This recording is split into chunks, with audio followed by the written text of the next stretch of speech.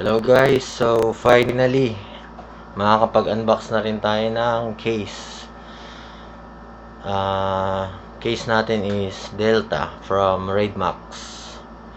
To, yan. And then ano siya, mid-tower case. And unbox na natin. Natanggal ko na yung bubble wrap na kaya ito na lang siya.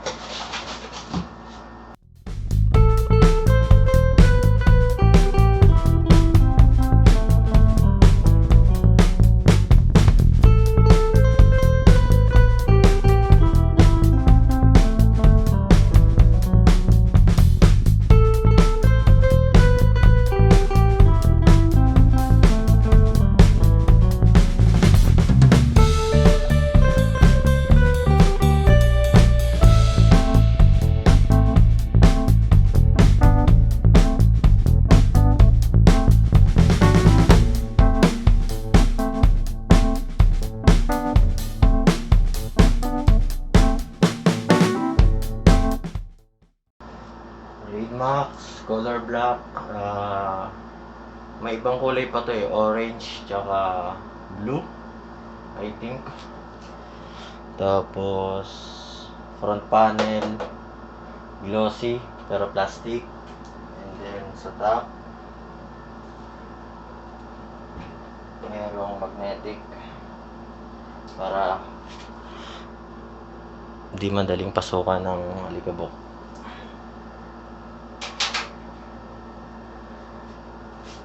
Side panel, hindi siya tempered glass, plastic lang, acrylic, tapos naka-thumb screw.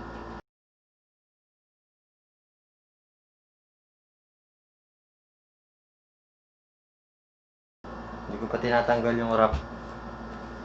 Next time na pag nagkabit na ng item. And then manual.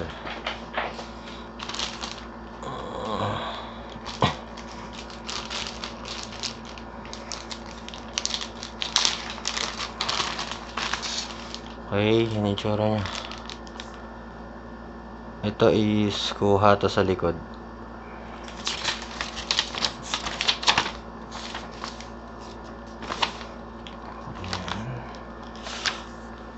Ito yung harap, ito yung likod.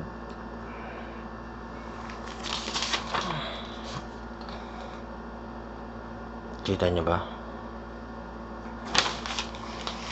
Tapos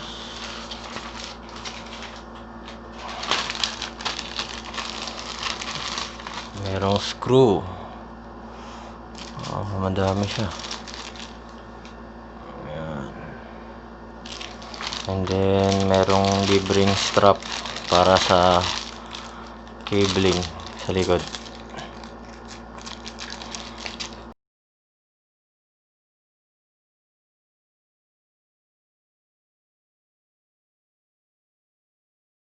Other side, ito yung likod.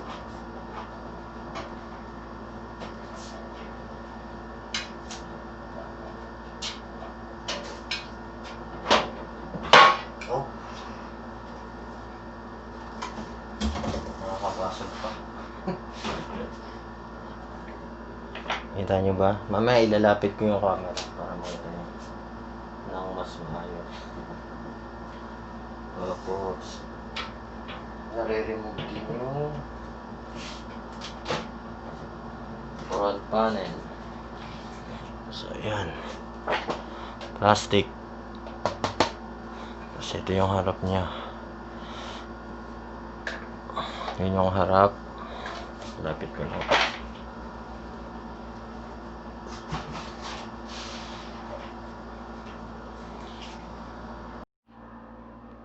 So ito yung Raidmax. Yun yung harap nya.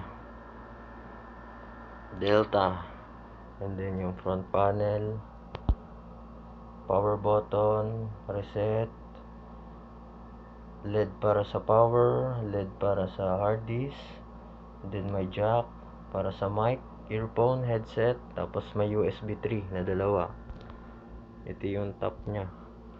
May magnetic filter para sa dust, hindi mapapasukan. Although mapapasukan naman, hindi lang ganun kabilis.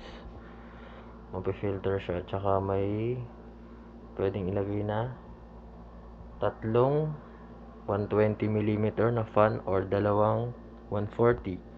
So ito yung sa 120, tapos itong sa labas na mahaba, ito yung sa 140 kasi mas malaki yung size nun. Then ito yung sa gilid. So itong fan na to 120mm to, pwede kang maglagay sa likod. So free to. Yan, tapos dito yung motherboard, tapos dito yung SSD mo, storage, dalawa. And then sa harap, pwede kang maglagay ng tatlong 120mm katulad ng sa top, tsaka dalawang 140mm. Tanggalin natin yung front panel. So ito yung front panel. And then pagkain natin sa kabilang side, yan yung tsura nya. Hard plastic yan. Then makakuha lang siya ng intake na air dito lang sa ilalim. Kaya yan, ito may filter siya. So, ito yung itsura ng harap nya. Tatlong fan na 120 or dalawang 140. Dito yung 140, sa loob yung 120. Ayan. And then punta tayo sa likod. At the back, ito yung lalagyan ng power supply. Tapos meron din expansion slot. 1, 2, 3, 4, 5, 6, 7 expansion slot para sa PCIe. And then yung power supply, may mesh din yung ilalim nya. Ito. Yan. So may filter din para sa dust. And then kung titignan natin yung likod,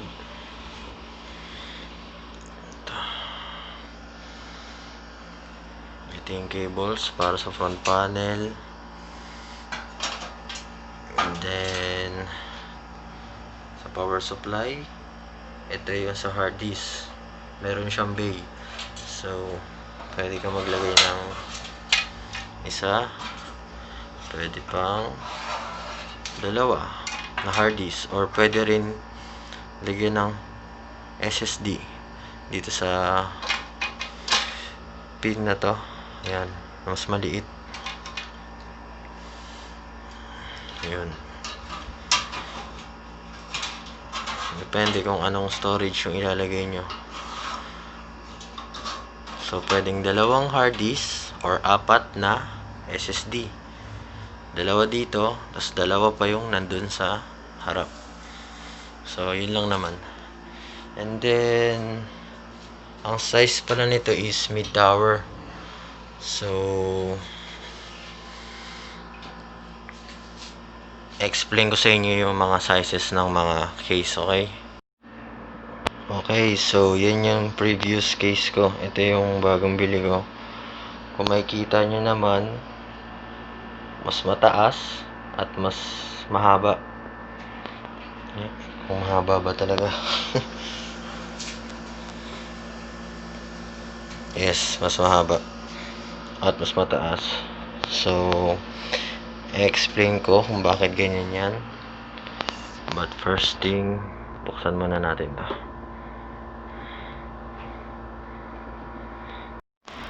So ito yung laman ng dati kong setup. By the way, this case is rock marug.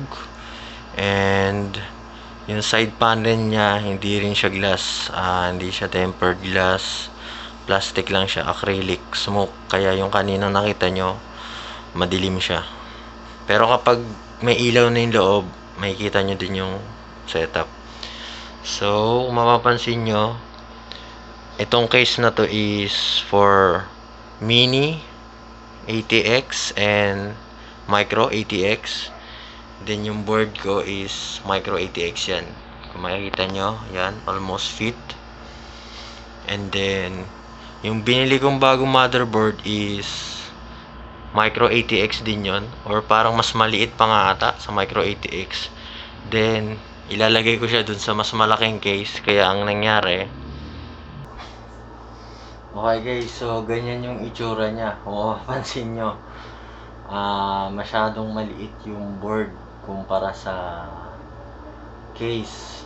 So parang bumili ka ng attache case, tapos ang laman lang is yung wallet mo. Comedy, di ba? Ang cute.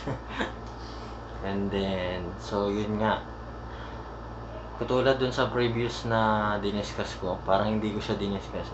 Pag bumili kayo ng motherboard, kung ang size ng motherboard is ATX, micro ATX, mas maganda sana kung yung bibili nyong case is micro ATX, kasi ang size, yung katumbas niyang size. Kasi kung bumili kayo ng tulad nito, Raid Tower for ATX, ganyan ang kalalabasan. Masyadong malaki yung spaces dito. Compared dun sa pinakita ko sa inyo na previous kong rig, sakto lang yung allowance dito. Halos dito lang siya. So maganda tignan kapag lapit ko pa. Yan. So, cute niya lang tignan. Though maganda siya kapag upgrade kayo ng motherboard. Itong kulay pula. Kasi pag nag-upgrade kayo ng motherboard na mas malaki, hindi na kayo kailangan magpalit ng case. Pero kung wala naman kayong balak mag-upgrade ng motherboard, tapos bumili kayo ng case, ganyan ang magiging itsura niya. Maliit tignan, lalo yung setup nyo. Tapos malaki pa sa space kasi malaki yung case nyo, bale. So yun nga, tulad nga ng sinabi ni Idol Claire de la Fuente, oh sayang. So yun lang. Bali, pero huwag kayong mag-alala, bali bumili tayo ng panibagong case. Tapos yun yung susunod natin i-unbox ngayon. Huwag nyo kakalimutan guys, yung next unboxing natin, yung link nandyan sa description below. So, susunod ulit.